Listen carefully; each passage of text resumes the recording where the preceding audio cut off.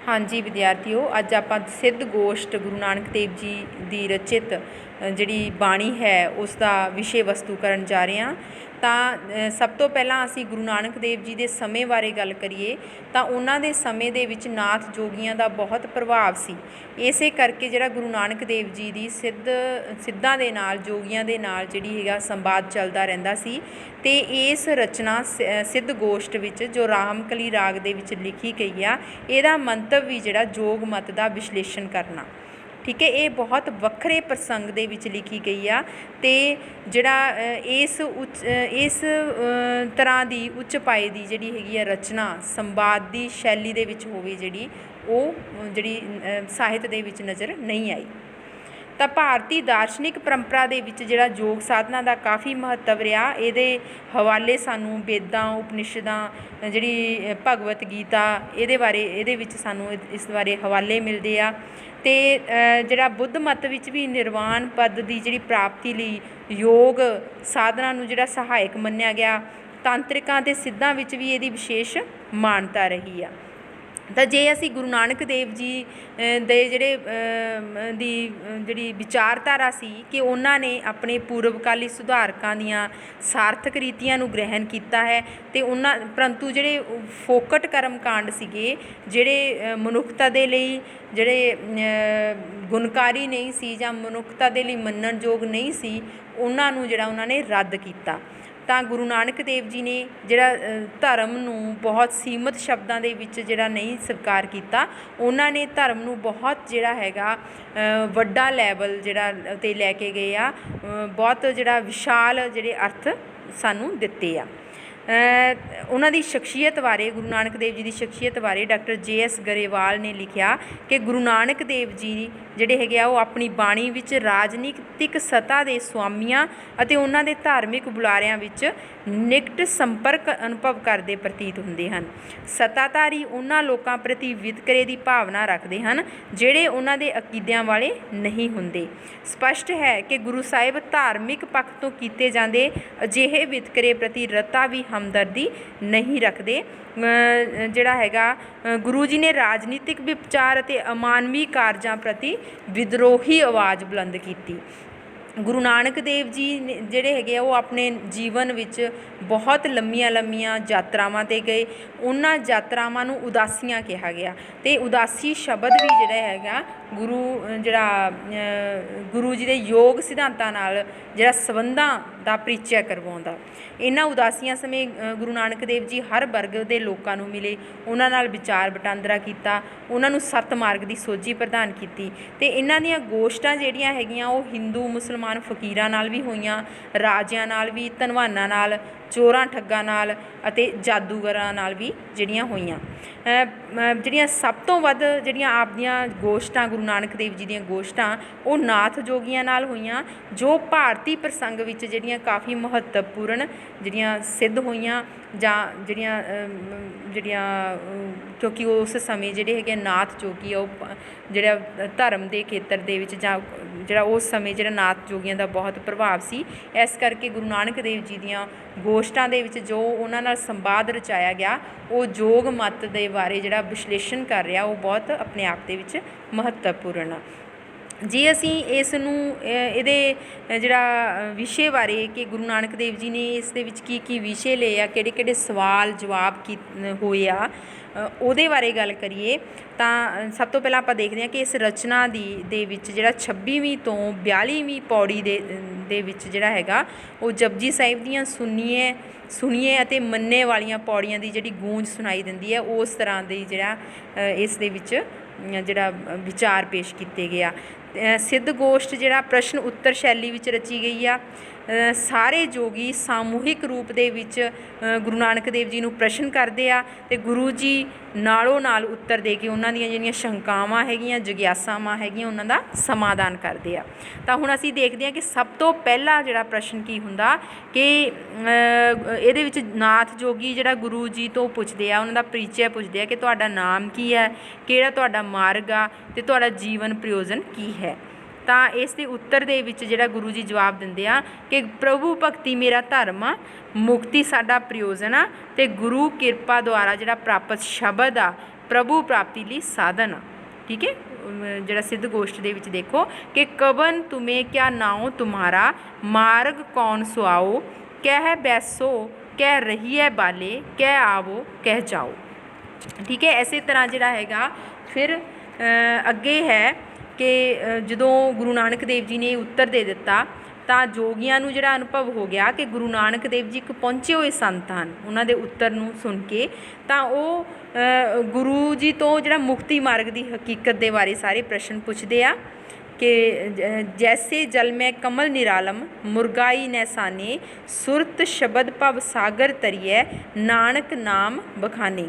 ਤਾਂ ਜਦੋਂ ਜਿਹੜਾ ਹੈਗਾ ਚਰਪਟ ਜੋਗੀ ਗੁਰੂ ਜੀ ਤੋਂ ਪੁੱਛਦਾ ਕਿ ਇਸ ਸੰਸਾਰ ਸਮੁੰਦਰ ਨੂੰ ਪਾਰ ਕਿਵੇਂ ਕੀਤਾ ਜਾ ਸਕਦਾ, ਤਾਂ ਚਰਪਟ ਦੇ ਜਿਹੜਾ ਜਟਿਲ ਪ੍ਰਸ਼ਨ ਦਾ ਉੱਤਰ ਦਿੰਦੇ ਗੁਰੂ ਨਾਨਕ ਦੇਵ ਜੀ ਕਹਿੰਦੇ ਆ ਕਿ ਜਿਹੜਾ ਵਿਅਕਤੀ ਅਜਿਹਾ ਪ੍ਰਸ਼ਨ ਪੁੱਛਣ ਦੀ ਸਮਰੱਥਾ ਰੱਖਦਾ ਉਸ ਨੂੰ ਇਸ ਦਾ ਉੱਤਰ ਵੀ ਮਾਲੂਮ ਹੋਣਾ ਚਾਹੀਦਾ।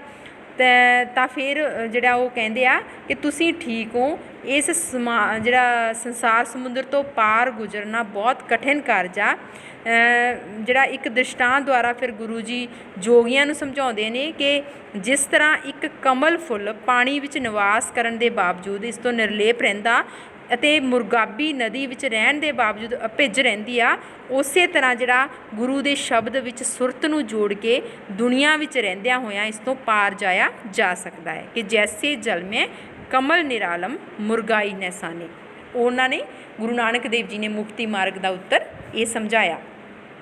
ਤਾਂ ਫਿਰ ਉਸ ਤੋਂ ਬਾਅਦ ਜੋਗੀਆਂ ਦਾ ਅਗਲਾ ਪ੍ਰਸ਼ਨ ਸੀ ਕਿ ਗੁਰੂ ਦੇ ਦੁਆਰ ਤੋਂ ਪਰਮਾਤਮਾ ਦੀ ਪ੍ਰਾਪਤੀ ਕਿਵੇਂ ਹੋ ਸਕਦੀ ਹੈ, ਕਿ ਸਾਨੂੰ ਇਹ ਦੱਸੋ ਕਿਰਪਾ ਕਰਕੇ ਕਿ ਜਿਹੜਾ ਕਿਸ ਤਰ੍ਹਾਂ ਜਿਹੜਾ ਹੈਗਾ ਮਨੁੱਖ ਦਾ ਮਨ ਜਿਹੜਾ ਹੈਗਾ ਉਹ ਟਿਕ ਸਕਦਾ, ਠੀਕ ਹੈ, ਪਰਮਾਤਮਾ ਦੀ ਪ੍ਰਾਪਤੀ ਕਿਵੇਂ ਕਰ ਸਕਦਾ।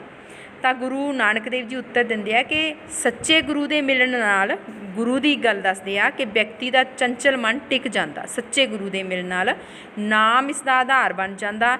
ਜਦੋਂ ਵਿਅਕਤੀ ਸਤ ਸਰੂਪ ਪਰਮਾਤਮਾ ਨਾਲ ਪ੍ਰੇਮ ਦੇ ਰਿਸ਼ਤੇ ਵਿੱਚ ਬੱਝ ਜਾਂਦਾ ਹੈ ਤਾਂ ਪਰਮਾਤਮਾ ਆਪ ਹੀ ਉਹਨੂੰ ਆਪਣੇ ਨਾਲ ਮੇਲ ਲੈਂਦਾ।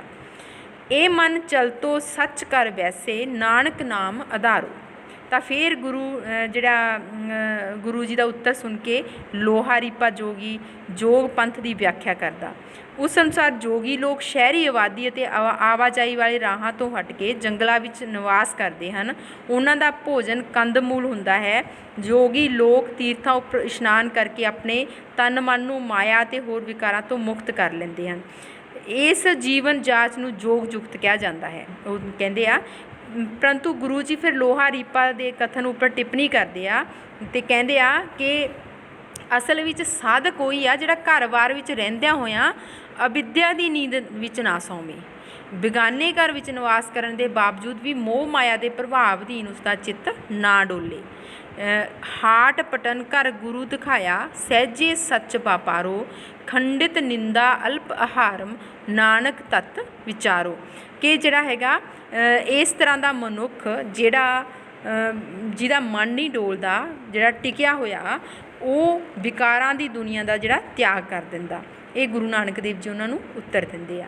ਫਿਰ ਇਸ ਤੋਂ ਪਿੱਛੋਂ ਜਿਹੜਾ ਬੰਧਨ ਅਤੇ ਮੁਕਤੀ ਬਾਰੇ ਚਰਚਾ ਚੱਲ ਪੈਂਦੀ ਆ। ਜੋਗੀ ਪੁੱਛਦੇ ਹਨ ਕਿ ਇਸ ਦੁਨੀਆ ਵਿੱਚ ਗੁਪਤ ਕੌਣ ਹੈ ਅਤੇ ਮੁਕਤ ਕੌਣ ਹੈ। ਇਹੋ ਜਿਹਾ ਕਿਹੜਾ ਵਿਅਕਤੀ ਹੈ ਜਿਹੜਾ ਅੰਦਰੋਂ ਅਤੇ ਬਾਹਰੋਂ ਦੋਹਾਂ ਪਾਸਿਆਂ ਤੋਂ ਪਰਮਾਤਮਾ ਨਾਲ ਜੁੜਿਆ ਹੋਇਆ ਹੈ। ਕੌਣ ਜੰਮਦਾ ਹੈ, ਕੌਣ ਮਰਦਾ ਹੈ। ਇਹੋ ਜਿਹੀ ਸ਼ਕਤੀ ਕਿਹੜੀ ਹੈ ਜੋ ਤਿੰਨਾਂ ਲੋਕਾਂ ਵਿੱਚ ਨਿਰੰਤਰ ਸਮਾਈ ਹੋਈ ਹੈ। ਇਸ ਤਰ੍ਹਾਂ ਦਾ ਜਿਹੜਾ ਮੁਸ਼ਕਿਲ ਕੁਐਸਚਨ ਜਿਹੜਾ ਗੁਰੂ ਨਾਨਕ ਦੇਵ ਜੀ ਤੋਂ ਪੁੱਛਦੇ ਆ ਤਾਂ ਗੁਰੂ ਨਾਨਕ ਦੇਵ ਜੀ ਉੱਤਰ ਦਿੰਦੇ ਆ ਕਿ ਪਰਮਾਤਮਾ ਹਰ ਸਰੀਰ ਵਿੱਚ ਨਿਵਾਸ ਕਰਦਾ ਪਰ ਉਹ ਦਿਖਾਈ ਨਹੀਂ ਦਿੰਦਾ। ਇਸ ਲਈ ਗੁਰੂ ਦੁਆਰਾ ਦਰਸਾਏ ਗਏ ਮਾਰਗ ਉੱਤੇ ਚੱਲਣ ਵਾਲਾ ਵਿਅਕਤੀ ਹੀ ਮੁਕਤ ਹੈ। ਜਿਹੜਾ ਸਾਧਕ ਅੰਦਰੋਂ ਬਾਹਰੋਂ ਗੁਰ ਸ਼ਬਦ ਨਾਲ ਜੁੜ ਜਾਂਦਾ ਹੈ ਉਹੀ ਸੰਯੁਕਤ ਹੈ। ਔਰ ਮਨ ਦੀ ਮੱਤ ਪਿੱਛੇ ਚੱਲਣ ਵਾਲੇ ਮਨਮੁਖ ਲੋਕ ਜੀਵਨ ਮਰਨ ਦੇ ਚੱਕਰ ਵਿੱਚ ਫਸੇ ਰਹਿੰਦੇ ਹਨ। ਘਟ ਘਟ ਗੁਪਤਾ ਗੁਰਮੁਖ ਮੁਕਤਾ, ਅੰਤਰ ਬਾਹਰ ਸ਼ਬਦ ਸੁਜੁਗਤਾ, ਮਨਮੁਖ ਵਿਨਸੈ ਆਵੈ ਜਾਏ, ਨਾਨਕ ਗੁਰਮੁਖ ਸਾਚ ਸਮਾਏ। ਫਿਰ ਇਸ ਤੋਂ ਅੱਗੇ ਜੋਗੀ ਗੁਰੂ ਨਾਨਕ ਦੇਵ ਜੀ ਨੂੰ ਪ੍ਰਸ਼ਨ ਕਰਦੇ ਨੇ ਕਿ ਇਹ ਜੀਵ ਮਾਇਆ ਦੇ ਆਕਰਸ਼ਣ ਵਿੱਚ ਕਿਸ ਤਰ੍ਹਾਂ ਬੱਝਿਆ ਹੋਇਆ ਹੈ। ਮਾਇਆ ਰੂਪੀ ਸਰਪਣੀ ਉਹਨੂੰ ਖਾ ਰਹੀ ਹੈ। ਮਨੁੱਖ ਨੂੰ ਅਮੁੱਲਾ ਜੀਵਨ ਮਿਲਿਆ ਸੀ ਪਰ ਉਸਨੇ ਇਸ ਦੁਆਰਾ ਪ੍ਰਾਪਤ ਹੋਣ ਵਾਲੇ ਲਾਹੇ ਨੂੰ ਗਵਾ ਲਿਆ ਹੈ। ਤਾਂ ਗੁਰੂ ਨਾਨਕ ਦੇਵ ਜੀ ਜੋਗੀਆਂ ਨੂੰ ਕਹਿੰਦੇ ਆ ਕਿ ਜਿਹੜਾ ਜੀਵ ਆ, ਜਿਹੜਾ ਮਨੁੱਖ ਆ, ਉਹ ਖੋਟੀ ਮਨ ਮੱਤ ਦੇ ਨਾਲ ਜਿਹੜਾ ਉਹ ਬੰਨਿਆ ਹੋਇਆ, ਅਤੇ ਇਸ ਕਰਕੇ ਜਿਹੜਾ ਮਾਇਆ ਰੂਪੀ ਸਰਪਣੀ ਆ ਉਹਨੂੰ ਖਾ ਰਹੀ ਆ। ਮਨਮੁਖ ਲੋਕ ਮਨੁੱਖੀ ਜੀਵਨ ਤੋਂ ਪ੍ਰਾਪਤ ਹੋਣ ਵਾਲੇ ਲਾਹੇ ਨੂੰ ਗਵਾ ਬੈਠਦੇ ਹਨ, ਜਦੋਂ ਕਿ ਗੁਰਮੁਖ ਮਨੁੱਖ ਜਿਹੜੇ ਹੈਗਾ ਇਹ ਲਾਹਾ ਖੱਟ ਲੈਂਦੇ ਆ। ਦੁਰਮਤ ਵਾਧਾ ਸਰਪਨ ਖਾਧਾ, ਮਨਮੁਖ ਖੋਇਆ ਗੁਰਮੁਖ ਲਾਧਾ। ਫਿਰ ਜੋਗੀਆਂ ਦਾ ਅਗਲਾ ਸਵਾਲ ਸੀ ਕਿ ਤੁਸੀਂ ਦੁਨੀਆ ਦਾ ਤਿਆਗ ਹੀ ਨਹੀਂ ਸੀ ਕਰਨਾ ਤਾਂ ਫਿਰ ਘਰ-ਬਾਰ ਨੂੰ ਤਿਆਗ ਕੇ ਉਦਾਸੀ ਕਿਉਂ ਬਣੇ ਹੋ, ਕਿਸ ਕਾਰਨ ਇਹ ਭੇਖ ਧਾਰਿਆ ਹੈ, ਉਹ ਉਹਨਾਂ ਨੂੰ ਪੁੱਛਦੇ ਆ। ਤਾਂ ਗੁਰੂ ਨਾਨਕ ਦੇਵ ਜੀ ਕਹਿੰਦੇ ਆ ਕਿ ਮੈਂ ਗੁਰਮੁਖਾਂ ਦੀ ਤਲਾਸ਼ ਵਿੱਚ ਉਦਾਸੀ ਬਣਿਆ ਹਾਂ, ਉਹਨਾਂ ਦੇ ਦਰਸ਼ਨਾਂ ਵਾਸਤੇ ਹੀ ਮੈਂ ਇਹ ਭੇਖ ਧਾਰਨ ਕੀਤਾ। ਮੈਂ ਸੱਚ ਰੂਪੀ ਪਦਾਰਥ ਦਾ ਬੰਜਾਰਾ ਹਾਂ। ਜਿਹੜਾ ਵਿਅਕਤੀ ਗੁਰੂ ਦੀ ਸ਼ਰਨ ਵਿੱਚ ਆਉਂਦਾ ਹੈ ਉਹਦਾ ਪਾਰ ਉਤਾਰਾ ਹੋ ਜਾਂਦਾ ਹੈ ਕਿ ਗੁਰਮੁਖ ਖੋਜਤ ਭਏ ਉਦਾਸੀ, ਦਰਸ਼ਨ ਕੇਪ ਤਾਈ ਭੇਖ ਨਿਵਾਸੀ। ਕਿ ਮੈਂ ਗੁਰਮੁਖ, ਕਿ ਮੈਂ ਉਹਨਾਂ ਦੀ ਤਰ੍ਹਾਂ ਮੈਂ ਘਰ ਨਹੀਂ ਛੱਡਿਆ, ਮੈਂ ਜਿਹੜਾ ਹੈਗਾ ਘਰ ਘਾਟ ਜਾਂ ਮੈਂ ਉਦਾਸੀ ਭੇਖ ਤਾਂ ਧਾਰਨ ਕੀਤਾ ਕਿਉਂਕਿ ਮੈਂ ਗੁਰਮੁਖ ਮਨੁੱਖਾਂ ਦੀ ਤਲਾਸ਼ ਵਿੱਚ ਹਾਂ। ਫਿਰ ਅਗਲਾ ਪ੍ਰਸ਼ਨ ਜਿਹੜਾ ਗਾਉਣ ਬਾਰੇ ਹੁੰਦਾ ਕਿ ਜੋਗੀ ਪੁੱਛਦੇ ਆ ਕਿ ਤੁਸੀਂ ਆਪਦਾ ਜਨਮ ਕਿਵੇਂ ਪਰਿਵਰਤਿਤ ਕੀਤਾ, ਆਪਣੇ ਮਨ ਨੂੰ ਕਿਸ ਵਸਤੂ ਨਾਲ ਜੋੜਿਆ, ਠੀਕ ਹੈ, ਕਿ ਕਿਸ ਢੰਗ ਨਾਲ ਆਪਣੀਆਂ ਆਸ਼ਾਵਾਂ ਅਤੇ ਇੱਛਾਵਾਂ ਨੂੰ ਮਾਰਿਆ, ਮਾਇਆ ਤੋਂ ਕਿਵੇਂ ਨਿਰਲੇਪ ਹੋਏ ਹੋ। ਤਾਂ ਗੁਰੂ ਨਾਨਕ ਦੇਵ ਜੀ ਜਿਹੜਾ ਹੈਗਾ ਉੱਤਰ ਦਿੰਦੇ ਆ ਕਿ ਸਤਿਗੁਰੂ ਜਿਹੜਾ ਹੈਗਾ ਉਹ ਆਵਾਗਮਨ ਦੇ ਚੱਕਰ ਨੂੰ ਸਮਾਪਤ ਕਰ ਦਿੰਦਾ। ਸਤਿਗੁਰ ਦੇ ਹੁਕਮ ਵਿੱਚ ਚੱਲਣ ਵਾਲੇ ਵਿਅਕਤੀ ਸਹਿਜ ਅਵਸਥਾ ਵਿੱਚ ਟਿਕ ਜਾਂਦੇ ਹਨ। ਗੁਰ ਸ਼ਬਦ ਦੁਆਰਾ ਉਹਨਾਂ ਦੀਆਂ ਇੱਛਾਵਾਂ ਅਤੇ ਆਸਾਂ ਖਤਮ ਹੋ ਜਾਂਦੀਆਂ ਹਨ। ਕਿ ਸਤਿਗੁਰ ਕੈ ਜਨਮੇ ਗਵਨ ਮਿਟਾਇਆ, ਅਨਹਤ ਰਾਤੇ ਇਹ ਮਨ ਲਾਇਆ। ਫਿਰ ਇਸ ਤੋਂ ਬਾਅਦ ਜਿਹੜੇ ਜੋਗੀ ਸ੍ਰਿਸ਼ਟੀ ਰਚਨਾ ਬਾਰੇ ਅਤੇ ਪਰਮਾਤਮਾ ਦੇ ਸਰੂਪ ਬਾਰੇ ਪ੍ਰਸ਼ਨ ਪੁੱਛਦੇ ਆ ਕਿ ਸ੍ਰਿਸ਼ਟੀ ਰਚਨਾ ਦੇ ਆਰੰਭ ਵਿੱਚ ਸੁੰਨ ਸਰੂਪ ਪਰਮਾਤਮਾ ਦਾ ਕੀ ਟਿਕਾਣਾ ਸੀ, ਗਿਆਨ ਦੇ ਆਸਨ ਕਿਹੜੇ ਕਿਹੜੇ ਹਨ, ਹਰ ਹਿਰਦੇ ਵਿੱਚ ਕਿਸ ਸ਼ਕਤੀ ਦਾ ਨਿਵਾਸ ਆ। ਤਾਂ ਇਸ ਤਰ੍ਹਾਂ ਦੇ ਜਿਹੜੇ ਪ੍ਰਸ਼ਨ ਦਾ ਉੱਤਰ ਦਿੰਦੇ ਹੋਏ ਗੁਰੂ ਨਾਨਕ ਦੇਵ ਜੀ ਕਹਿੰਦੇ ਆ ਕਿ ਗੁਰ ਸ਼ਬਦ ਦੁਆਰਾ ਹਉਮੈ ਦੀ ਜ਼ਹਿਰ ਨੂੰ ਖਤਮ ਕੀਤਾ ਜਾ ਸਕਦਾ ਅਤੇ ਇਸ ਤਰ੍ਹਾਂ ਵਿਅਕਤੀ ਆਪਣੇ ਅਸਲ ਘਰ ਵਿੱਚ ਨਿਵਾਸ ਕਰ ਸਕਦਾ। ਕਿ ਪਰਮਾਤਮਾ ਨੇ ਸ੍ਰਿਸ਼ਟੀ ਦੀ ਲੀਲਾ ਸਾਜੀ ਹੈ, ਉਸ ਨੂੰ ਸ਼ਬਦ ਦੁਆਰਾ ਪਹਿਚਾਣਿਆ ਜਾ ਸਕਦਾ ਹੈ ਅਤੇ ਗੁਰੂ ਦੁਆਰਾ ਦੱਸੇ ਗਿਆਨ ਨੂੰ ਵਿਚਾਰਨਾ ਜਿਹੜਾ ਹੈਗਾ ਉਹ ਹੀ ਸੁੱਚਾ ਆਸਨ ਆ। ਪਰਮਾਤਮਾ ਦੀ ਪ੍ਰਾਪਤੀ ਲਈ ਕਿਸੇ ਕਰਮ ਕਾਂਡ ਦੀ ਜ਼ਰੂਰਤ ਨਹੀਂ, ਬਲਕਿ ਸਿਮਰਨ ਦੁਆਰਾ ਉਸ ਨੂੰ ਪ੍ਰਾਪਤ ਕੀਤਾ ਜਾ ਸਕਦਾ ਹੈ। ਆਦਿ ਕੋ ਬਿਸਮਾਦ ਵਿਚਾਰ, ਕਥੀਅਲੇ ਸੁਨ ਨਿਰੰਤਰ ਵਾਸ ਲਿਆ, ਅਕਲਪਤ ਮੁਦਰਾ ਗੁਰ ਗਿਆਨ ਵਿਚਾਰੀਅਲੇ, ਘਟ ਘਟ ਸਾਚਾ ਸਰਵ ਜੀਆ। ਫਿਰ ਇਸ ਤੋਂ ਅਗਲਾ ਕੁਐਸਚਨ ਕਿ ਮਨਮੁਖ ਅਤੇ ਗੁਰਮੁਖ ਵਿਅਕਤੀਆਂ ਦੇ ਲੱਛਣਾਂ ਬਾਰੇ ਵਿਚਾਰ ਕੀਤੀ ਆ। ਉਹਨਾਂ ਨੇ ਮਨਮੁਖ ਅਤੇ ਗੁਰਮੁਖ ਮਨੁੱਖਾਂ ਬਾਰੇ ਪੁੱਛਿਆ ਸਿੱਧਾਂ ਨੇ, ਜੋਗੀਆਂ ਨੇ। ਤਾਂ ਗੁਰੂ ਨਾਨਕ ਦੇਵ ਜੀ ਕਹਿੰਦੇ ਕਿ ਮਨਮੁਖ ਉਹ ਹੈ ਜੋ ਆਪਣੇ ਮਨ ਦੀ ਮੱਤ ਦੇ ਪਿੱਛੇ ਚੱਲਦਾ ਹੈ ਅਤੇ ਅਜਿਹਾ ਵਿਅਕਤੀ ਜਿਹੜਾ ਜੀਵਨ ਮਾਰਗ ਤੋਂ ਭਟਕ ਕੇ ਜਮਦੂਤਾਂ ਦੇ ਵੱਸ ਪੈ ਜਾਂਦਾ ਹੈ। ਪਰੰਤੂ ਜਿਹੜਾ ਇਸ ਦੇ ਵਿਪਰੀਤ ਜਿਹੜਾ ਗੁਰਮੁਖ ਵਿਅਕਤੀ ਹੈ ਉਹ ਸੱਚੇ ਪਰਮਾਤਮਾ ਦੇ ਭੈ ਵਿੱਚ ਰਹਿੰਦਾ।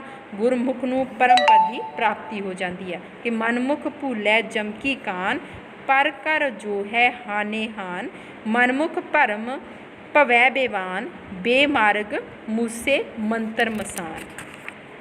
ਤਾਂ ਇਸੇ ਤਰ੍ਹਾਂ ਜਿਹੜਾ ਅਗਲਾ ਜਿਹੜਾ ਕੁਐਸਚਨ ਹੁੰਦਾ ਕਿ ਉਹਦੀ ਸਿੱਧ ਗੋਸ਼ਟ ਦੀ 27ਵੀਂ ਤੋਂ 42ਵੀਂ ਪੌੜੀ ਤੱਕ ਜਿਹੜਾ ਗੁਰਮੁਖ ਬਾਰੇ ਬੜੀ ਵਿਸਤ੍ਰਿਤ ਚਰਚਾ ਹੋਈ ਆ। ਫਿਰ 43ਵੀਂ ਤੋਂ ਜਿਹੜੀ 73ਵੀਂ ਜਿਹੜੀ ਅੰਤਮ ਪੌੜੀ ਆ ਇਹਦੇ ਵਿੱਚ ਜਿਹੜਾ ਹੈਗਾ ਹੋਰ ਕਈ ਪ੍ਰਸ਼ਨਾਂ ਬਾਰੇ ਵਿਚਾਰ ਕੀਤੀ ਗਈ ਆ, ਪਰੰਤੂ ਮੁੱਖ ਚਰਚਾ ਜਿਹੜੀ ਸ਼ਬਦ ਦੇ ਆਲੇ ਦੁਆਲੇ ਕੇਂਦਰਿਤ ਰਹੀ ਹੈ। ਜਿਵੇਂ ਪਵਨ ਆਰੰਭ ਸਤਿਗੁਰ ਮਤ ਵੇਲਾ, ਸ਼ਬਦ ਗੁਰ ਸੂਰਤ ਧੁਨ ਚੇਲਾ।